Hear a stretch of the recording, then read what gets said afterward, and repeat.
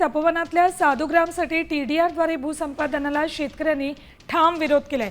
बाजार भावानुसार फक्त रोखीनं मोबदला देण्याची जागा मालक आणि शेतकऱ्यांची मागणी। महापालिकेचा 50% TDR आणि 50% रोख रकमेचा प्रस्ताव शेतकऱ्यांनी धुडकावलाय।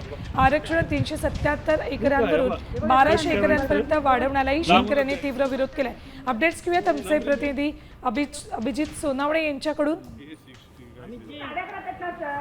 अभिजित, तपोवनापासून 500 मीटर अंतरावरच्या झाडांची कत्तल केली जाते, अपडेट्स याबाबतचे।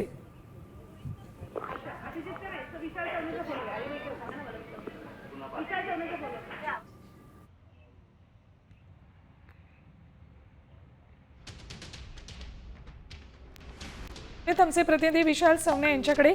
विशाल, तपोवनापासून 500 मीटर अंतरावरच्या झाडांची कत्तल केली जाते, अपडेट्स याबाबतचे।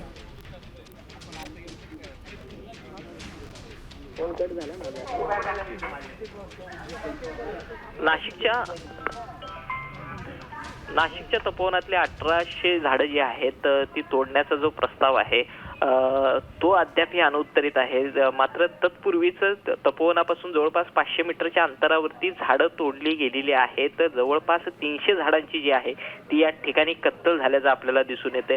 नवीन STP प्लांट या ठिकाणी उभारला जात आहे, त्या अनुषंगाने ही झाडं सरसकट जवळपास 300 झाडं तोडलेली आहेत। महत्त्वाचं म्हणजे या झाडाच्या ज्या फांद्या आहेत त्या तोडल्यानंतर या नाल्यामध्ये फेकून दिलेल्या आहेत, तर जी मोठी जी लाकडं आहेत ती गाडली गेल्याची माहिती जी आहे ती समोर आलेली आहेत।